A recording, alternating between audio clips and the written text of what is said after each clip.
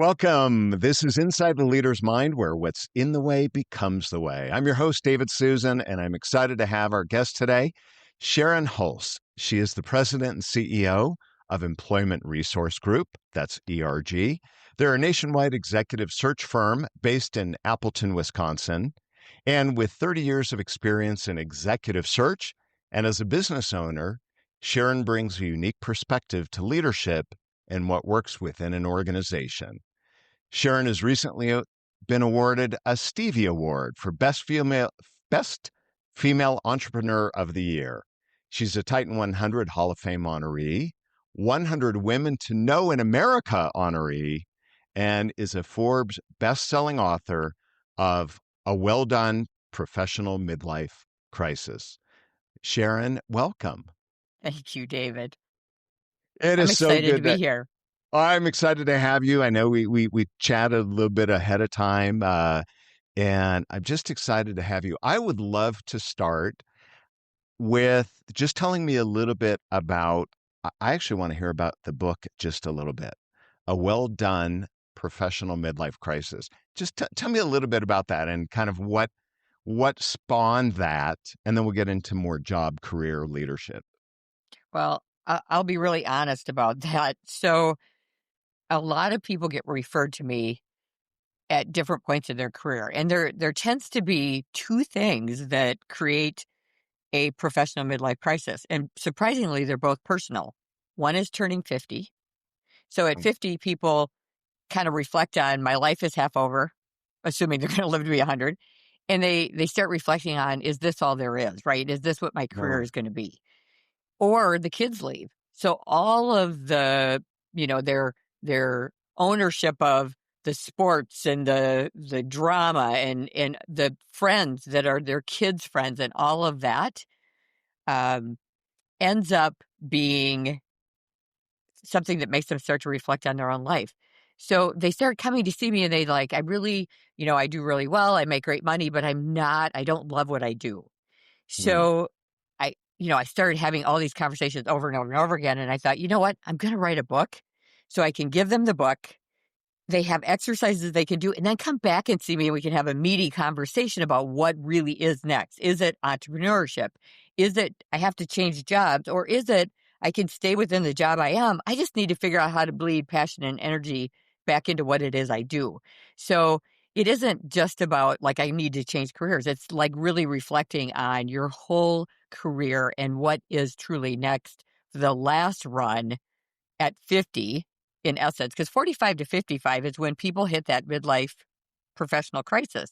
So it's kind of that whole spectrum of what it could be, all the reflection points, and then figuring out how do we help them to do what's next. Wow. It's amazing how many people I've met that have gone through the same me challenge. Included, by the way. Did that also spur it on for you to do the book? Did. Not just your clients, but for your own reflection? So mine started when I got divorced. And, I have this 8-year-old daughter, I'm getting divorced. And I was kind of like, all right, now is my chance to sort of recreate what I want my life to look like in totality, right? Not just personally, but professionally. And I knew that I wanted to stay in the business I was in, but I was getting bored. I was doing the same thing over and over and over again. And I thought, I have to start reinventing myself so that I'm constantly challenging myself to be better. So I went to Harvard Business School. I mean, I did all these like super like outside the box things that farmer daughter don't do. and it kept me energized and passionate about staying in the business that I was in. I think if I would have just stayed and did search the traditional way, I probably would have eventually said, I don't want to do this anymore. So I think for everybody, we just have to like figure out a way to constantly reinvent ourselves to stay energized. So I did it myself and then I decided to write about it. Okay, so I want to back up just a little bit because you run an executive search firm. What did you do different then after you went through this self-exploration that either re-energized you or got you back in? What was it that you did different? Well, a plethora of things, right? And all of it over time. So We became an EOS company, which I am a huge fan of. EOS, Entrepreneurial Operating System. It's based on the book Traction. I give a lot of credit to sort of the significant growth of my company from EOS, so I love that. Um, we started hiring in a different way. So we instead of hiring the traditional recruiter, we started hiring people who really were more that fit our values better, really more consultative advisor approach as opposed to got a guy, want a guy. I never liked that contingent type business. We haven't been contingent in 100 years. And so really getting more into what is it that's going to make us a better advisor in totality for our clients, and understanding not just who they need, but why they need them and how they're going to impact the organization. So for me, it just became more fun because I was able to really take everything that I had learned in all the years of being in this business and help organizations to sort of catapult their growth quicker through the right people. How many years ago did you start making this shift? So it took me 5 years to write the book. Uh, Today it wouldn't take that long, but back then, it took a long time. So probably, um, So 5 to do the book, but as far as your company hiring for so I would values, tell you I'm 30 years I've been doing this. I would say probably a good 15 years ago, I started the evolution, and 10 years ago, we ran up the hill. I mean, really, like flip over all the leaves. We're going to do this in a very different way. We're going to make a commitment to not negotiating, not changing. We're going to be committed truly to our true north. So I would say probably 10 years ago, where we just said, like, if it doesn't fit people, that's okay. We don't have to be all things to all people. But for the people that we are right for, we are going to be significantly right. So I would say probably 10 years ago, where we really made that commitment. And I started really committing to, my own personal education, growth, um, learning. I read all the time. I think all really big CEOs that I know of, people who are really pushing themselves, they're voracious readers. So I made a commitment to becoming a voracious reader, even things I don't love to read. Made a commitment to reading them. Um, and all of that has been really a great personal journey to what I think is, sort of that significance of figuring out that, okay, we can be so much more than we were before if we just make a commitment to, learning and growing and trying things and failing, and then trying it in a different way. We've failed at a million things. We've failed at more things than we've been successful at, and I'm okay with that. but you were willing to take that risk, which I love. Absolutely. I want to clarify a couple things if people aren't familiar with Hmm. the executive search world. So contingency search is commission.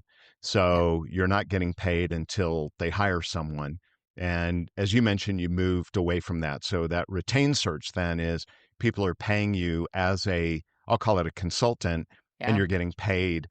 The advantage of that for those people that aren't familiar with this is you are more committed to the client to really getting the right Yeah. fit because you want to continue a relationship. Whereas contingency, when you work with contingency recruiters, oftentimes it's throw whatever sticks, Right. throw spaghetti on the wall and see what sticks. Yeah. And they don't care as much about the relationship. So those of I you that are travel. executives, Yeah, I travel a lot in my role because I love to go out and spend time. One of my favorite things, so we work construction and manufacturing and banking and, a lot of across the top HR, all those. Those are positions where you have to feel the environment. I love nothing more than to walk a plant floor or a job site with the leader of the company because you get a real sense of culture very quickly. Nothing's more effective than walking a manufacturing plant floor with the CEO and watching how people react.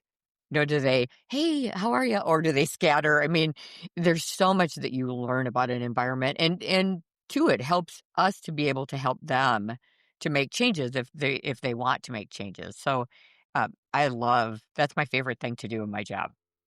so I have a question. You've done this 30 years. You work with a lot Hmm. of companies, a lot of executives, et cetera. You see different cultures. You get the feedback from candidates that are applying for a Mhm. job. You get the feedback from leaders.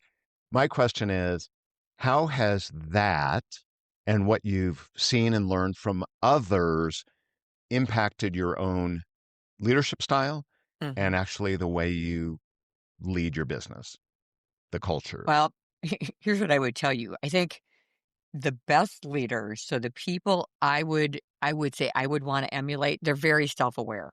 They know their strengths and they know their weaknesses, and it's when someone I usually when we see issues within organization, my job is to say, "Okay, Mr. or Mrs. Leader," sometimes it's just a simple matter of looking in the mirror.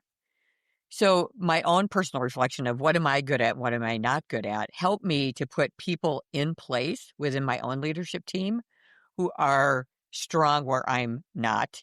And then my strengths can shine and I can focus on where I'm strong. And then where I'm not, I have other people. Like I'm really, I have great intuition. I have my father's intuition and I can just figure out what people need without, they don't have to tell me. I can just listen to what they're saying and I can figure it out.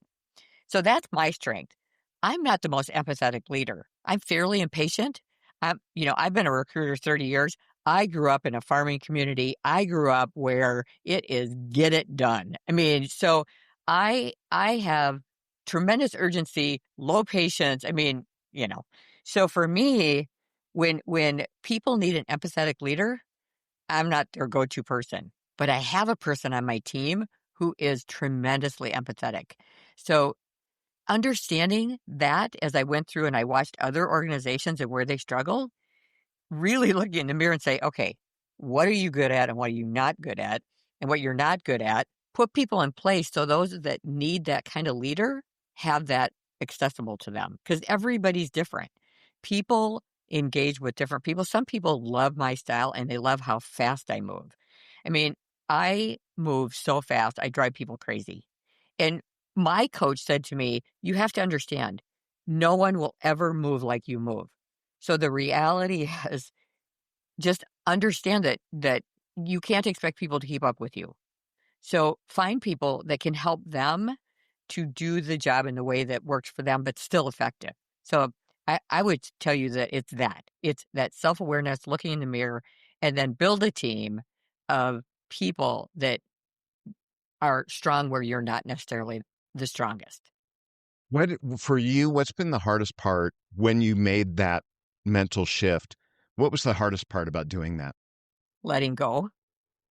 Like, seriously, you know, I think especially a small business owner, um, it is anything they can do, I can do better, which is not good and definitely not true. So for me, it took me years to figure out that the only way my organization is going to grow is if I don't have to control everything.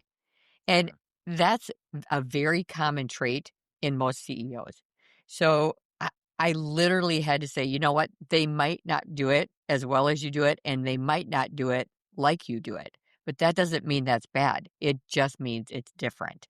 So it took me years to be willing and I look back and I think I was not a great boss early on and I know that because I wanted to control everything. And now I'm to the point and I think some of that comes with age too as I've gotten older.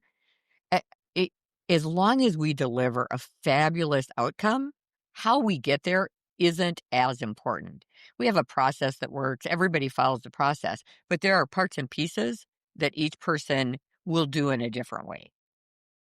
So I love that. Let me ask you, because I think change comes from a couple reasons.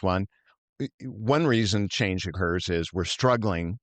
Mhm. I'm losing people. My clients aren't happy. We do an employee survey. We do a 360, and the feedback is they hate me. The other change comes from the truly a choice of I want to get better because I'm just an achiever and I'm looking at stuff and I want to get better, not because people are unhappy. And then I think the third, and you see this in a lot of tech companies, is I have to step away. I have to because our growth is so out of control. Mhm. I can't do it myself. So some small companies, their growth isn't out of control. It's, I want to grow. That would be Right. the choice part. And then the other is things aren't going well. Which of the three, if that was clear, do you think was the Yeah. bigger motivator for you? You know, that Well, the certainly all three. And I would tell you the life cycle of companies, all three will play out at some point. So one of the things, change by necessity. I've been through 3 recessions, 9/11, and a pandemic. That'll make you change because oh you yeah. have to, right? There are situational things that happen in any business life cycle that force change. Some of it is not desired change, and some of it is. I think an awareness of my time is I have less on the backside than I do on the front side as I get older. So it is knowing that you need to prepare the company for succession. I would tell you that that's a lot of the people that I placed years ago are now retiring. That tells you you've been in the business a long time. So we're doing a lot of succession planning, sitting down and really helping leaders to understand what will be missing when you're gone and what does that look like. How do we build a succession team or a succession plan? So some of that is my change is building out. Ultimately, I'm not going anywhere for a while, but I in 5 years likely I'll be starting to slow down or be in a different area. So starting that process now so that it isn't all of a sudden drinking from a fire hose trying to figure out how to do that. Change goes in cycles. I would tell you that in the last probably 10, it's been very intentional change for growth as opposed to, during some of like when I started in construction, 8, 9, and 10, 2008, 2009, and 10. It was changed because there was no other option because the recession was so bad that construction companies left and right were going out of business. So the change came, and why we expanded markets, quite frankly, is because I had to. I couldn't earn a living and keep my people if we just stayed in that one space. So we started adding manufacturing, we started doing HR and IT and finance and all of these different things to support keeping the company growing while we were in a bad market in the industry of which we primarily serve. So, life cycle, economy, all of it kind of facilitates that decision. Uh, As you've made this transition, this growth, all the things you've done, Hmm. the tagline of this webinar is what's in the way becomes the way. If Hmm. you were to look at a turning point in your career, the Hmm. business, and maybe it's one of the ones you've already discussed, or maybe there's something else. Is there something that was in the way that actually became the way for you, Yeah. either as a leader, as the growth of the company, your reputation in the business? Hmm. Can you think Uh, of something? it was absolutely my desire to hang on to everything. Like I was in the way. The minute I started getting out of the way is when we did this. So and EOS certainly helped with that.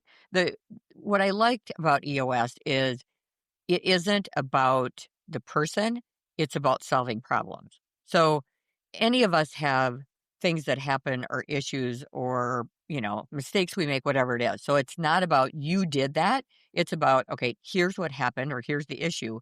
How do we solve it? So that A, we can fix it and B, it doesn't happen again.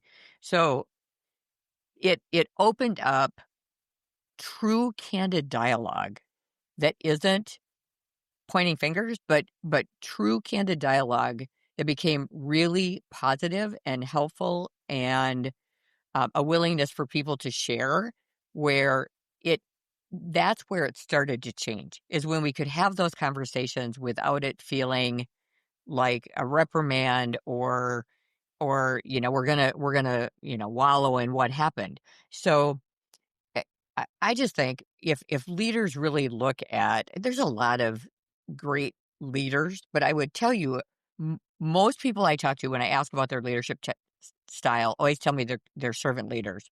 I probably have met this many in my whole career who are They're true servant truly leaders. servant leaders. I mean, Yeah, they all say it. they all say that. So for me, it's digging in with a line of questioning that really gets to what is their true leadership style every leadership style has a good component and a component that can be worked on. So it's figuring out the piece of it that isn't a person's strength. There's nothing wrong with admitting that this is not an area of strength for me.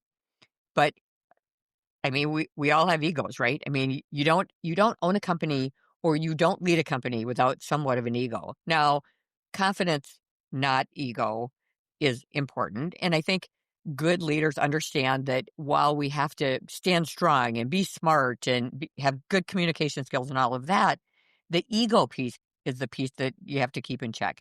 So, but we all have an ego to a certain degree. So it's, and I would tell you, I have never been one where I don't admit that I have learned so much in my 30 years. I wish I could go back and take the person I am today and put it back 30 years ago. I'd be retired by now, but I can't do that. So now we just move forward with what we have. It's that hindsight 2020, right? It's Oh, always like that. 100%. You know what I love is the insight that you have and the putting the ego aside and Hmm. looking in the mirror and saying, like what you said a little bit earlier, it's like, I'm not the most empathetic. I'm get it. I'm Right. paraphrasing, maybe. I'm a get it done person, but I have Hmm. someone who's there. And that is brilliant. I just had a client of mine that I was coaching on this. And I said, your strength is your weakness. Hmm. And I said, that doesn't mean you need to continue down this road. I said, find yourself that second lieutenant, find yourself. And I asked him, I said, do you have someone? Because he's a business owner with like 300 employees. And he said, I don't have someone like that. And I'm not that person either. And Well, so the that's turnover the is EOS high. philosophy. Right, Visionary integrator. So right. I'm a true visionary. I have more ideas, which, like if we ever implemented all my ideas, we would have no money. So my integrator goes, great idea, or great idea, but here's all the things we need to think about before we implement that. So absolutely that second lieutenant, critical to any business. The difference is you did it, and a lot of people talk about it. They think about it. It's almost like the people who say, "I'm a servant leader," right? Yeah. That's as it's. I've had this conversation lately with people. It's like all the people that say they're good drivers, Mhm. and I'm like, where are all these good drivers when I'm on the road that Mhm. aren't letting me in, that are cutting me off?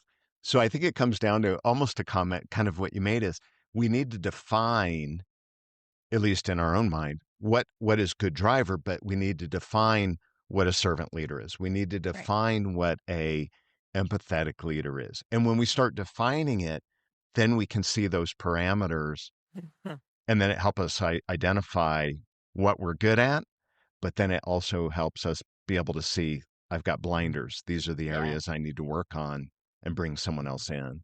It's hard for So, people to do that though. ego. I deal with CEOs all the time. That's my point of connection. And so many of them blame everybody else. And it's really hard to look in the mirror. It just really is. And part of my job, I mean, I'm incredibly candid. I will be very honest about what I see. And sometimes they don't want to hear it. Right. And even so much as, I mean, I have a quick story. I had a gentleman and just a lovely, lovely gentleman. His daughter-in-law called me. He's 80 years old, and they just found out he had cancer. And he Mm. did not want anybody to take over the plant floor. He was the operations guy, and at 80 years old, he was still running the plant. She said, I don't think he doesn't want us to do a search, but I feel like we got to do something because, he's got cancer. So I said, let me come over and let me just walk the floor with him. I spent an hour and a half with Chuck. We walked the floor and we just had the best conversation, just talking about, at the end, I said to him, I said, you have to be so proud. This is like amazing facility. But I said, here's the thing.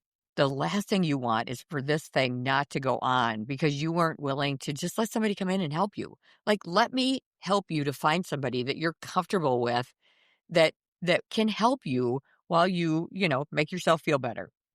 We went out, did a search, found the person. He loved him. Took a while. I mean, he was very happy that to let me do the search, right? And our team did a great job. Found the right person. David, if he didn't die a month after that guy started. I know, and No. I'm so grateful that he allowed us to do that. They didn't know how sick he was, and part of me, he at least when he passed, he knew. I mean, his son and daughter were also involved. Son and daughter-in-law were also involved in the business, but he knew that that plant was taken care of, and I was so grateful that he had that peace of mind. It could have been a horrible story the other way where he didn't allow us. So I think that that's the piece is too, it isn't just the leader that doesn't want it, but it's really helping people to understand that sometimes that transition just has to happen. I mean, 80 years old, still running a plant. I mean, he reminds me of my dad. My dad would have been this. My dad died at 69, but my dad would have been the same way. He'd be still farming, running the farm, and Right. that was they were all cut from that same cloth, and it's helping them to get to a place where it's like it's okay. It's okay to have help. It's okay to understand that at some point we can start that transition. It doesn't mean that your institutional knowledge isn't incredibly, incredibly valued, but we have to start the transition at some point.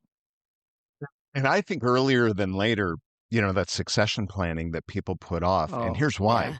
I ask people all the time, I say, so what day are you going to die? Yeah, exactly. And they go, I don't know. I said, exactly. So how do you know it's not tomorrow? Well, it's not going to be tomorrow. Okay, what Yeah. day is it? They go, well, I don't know. I said, well, how do you know it's not tomorrow? How do you know you're not going to have a heart You attack? How do you you never know know. you're not going to?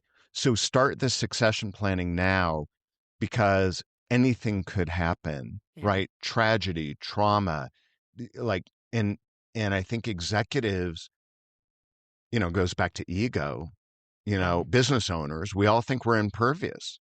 We think, Right. oh, we're going to live forever. Yeah. And then, things are a wreck for your family, for the Yeah. employees. So I think that ego, I do a lot of work in ego because I find it Yeah. fascinating. Mhm. For most people, it's the biggest barrier to change. And it's hard to look in the mirror until people are, it's hard to admit it until they're in enough pain and they're bleeding. And that's almost too late, right? Yeah. So I it's agree. challenging. 100%. I agree. Hey, I wanted to ask you about the culture of your company. Is it where you want it to be right now? Or is I there think room for improvement? I What's think there's what's your thought?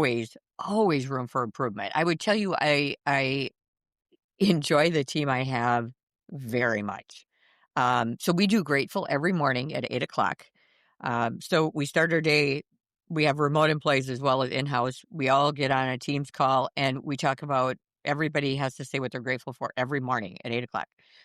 What I love about that isn't just, it feeds my soul that we're all starting our day in a grateful state. But what I love is you get to know people really intimately. Like I'm grateful for my grandma and they tell the story, or I'm grateful for, you know, the garden, or I'm grateful for the sun as I drove in this morning, or, you get to know a lot about what in here, what makes people tick. I always say people lose jobs because they hear because it's the culture piece. It's that Yeah. heart piece It's that in the makes heart. people work or not work. So the more you can engage with a person's heart, the better your culture is. So we've been doing Grateful forever. I had a team at one point in ERG who said, we don't want to do Grateful anymore. It's stupid. And I said, well, I'm sorry, but we're going to do Grateful every day because I decided it's important. And as a leader, it's important to me. So I knew that my team was not culturally a good fit for me because they didn't fit the values are driven in from the top. They just always are. So for me, that care and concern for individuals and the ability to have courage is, I know it's so important for me and people who fit my organization because it's important to me. So this team that I have today, they're delightful. They are absolutely a delightful team. Now, is there room for improvement? There's always room for improvement because you're adding people all the time, right? So every time you add someone, they bring their family's values, they bring, how they were raised, what's important to them. It we have a faith-based organization. So most people, I think everybody in our organization today is a Christian. So it's kind of like, all right, so as we add people, is that something that we want to make sure? I mean, there's all these things that you have to think about as you add people to your organization. Um, But we have a firm that we're going to be having join us first of the year. And, we spent a tremendous amount of time getting to know them, not just professionally, but personally, because all of that dictates how the culture goes. So, but anytime you stop focusing on culture is when it starts to fall apart. I I 100% love believe that. that. I love that you said that because I always say, I talked about this in my keynotes. I said, if you don't define the culture, a culture Yeah, gets created anyway. it And as a does. leader, you're right, it starts at the top. It's defining how do we operate and are we grateful and do we care and do we have Yeah. concern? What would you say to the leaders that hear this and go, oh, that's a bunch of garbage. I don't have time Yeah. for that. That's a waste of time. That's too touchy feely. Well, and again, we all make decisions. For me, it's if you don't think it's important, that's fine, but find somebody in your organization that does. I mean, again, most people have an HR person, and part of why they have human resources is to help to define culture. We're all gonna I mean, whether you wanna admit it or not, you're gonna have employee relation issues and wins, right? We're gonna win sometimes, we're gonna lose sometimes. So what we do is we do value shout outs. So we have our values posted everywhere. And when somebody emulates our values in a really positive way, we do a shout out. Hey, Anne did passion for the people. And here's how she emulated that. And to me, it's a little thing. I mean, I don't walk around saying you're Huge. not culturally, that's not a good, I don't have time for that. We're all really busy. But we do try to make sure that we give permission for people to do shout outs when they see someone who does something that, emotional maturity is one of our values. That's a big deal. I mean, a lot of times when you have the different generations, there's different levels of emotional maturity. And what does that look like? We have behaviors underneath our values. So when people show those behaviors, we just want to give them a shout out. Culture is a tough thing, though. I mean, and it does this based on, I mean, not all that long ago, DEI was very prevalent with it. Everybody's cultures. Now it's starting to wane. There is no easy science to building a strong culture. You have to do what's right for your organization. And everyone is different, which is one of the reasons why I love to go out and I love to meet the leadership team. I love to walk plant floors. I love to, you know, spend time within an organization. Is it loud? It's the things that people don't pay attention to that are the most important. I have two clients. They do exactly the same thing and they're in the same town and they both are very large. They couldn't be more different if I wrote the script. One is incredibly entrepreneurial, always willing to try things, hire people that are way outside the box because they're great people and they know they're talented and they will figure out the rest. The other one is very structured, it's quiet when you walk in their organization. You can almost hear a pin drop. Everybody has their role. Everybody has a job description. We follow they do exactly the same thing, like exactly the same thing. They're competitors. But the cultures, people don't mesh very well unless they don't like one or the other, simply because they're so very different in how they roll on a day to day basis. My understanding and going and feeling all of that is important. It's like when I walk in and it's quiet, I'm like, ooh, somebody who's like me, who's animated and energetic and probably not going to be a great fit as it relates to working there. Now, can I help them to figure out who is the right person? Absolutely. But it's knowing what it is. Like I tell people, I am not here to judge. Good, bad, or indifferent. We all have had really crappy times in our history of our company, and we all have had fabulous times. I don't judge. My job is to help you make it whatever you want it to be. I don't care what that is. You make that decision. My job is to help you. I love the comment you just made. I think a big key, a takeaway on that is it's knowing what it is. I think Yeah, it truly is knowing what your culture is. Defining, I think it's critical to define it, but knowing what it is. And many people, if you say, what's your culture? They don't know because they haven't defined it. right. But I use Starbucks or Chick-fil-A as examples, Hmm. and maybe the old Southwest Airlines, right? Previous. But Hmm. you go to Starbucks, you know what that culture is going to be if you're going to go work there. You know it's going to be fast paced. You know you have to learn. You know Right. you have to serve. If you go to Chick-fil-A and you're 15 years old, you know if someone says thank you, you say my pleasure, right? Right. We know the culture. And Southwest, it was called the Love Airlines for a reason, right? It was like Mm-hmm. Herb Kelleher literally loved his employees, and it was all about employee first, taking care. And so you create this culture, and then when that gets known, you're able to do exactly what you said. You can hire to that culture, Mm-hmm. but you also attract that culture Right. because now people come into a stoic place. And if that's not for them, they know it.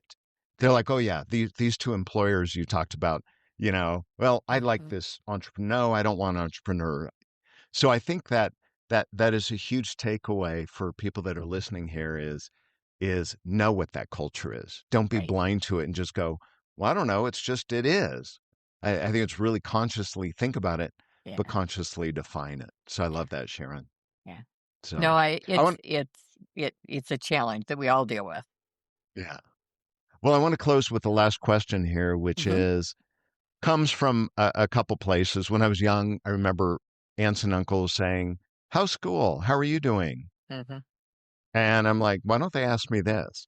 And then my kids, it's so funny. My kids, if I ask too many questions, they're like, oh, you're being nosy. And then in the second breath, they say, you don't know anything about me. So I'm like, well, what questions should I be asking you that I'm not asking?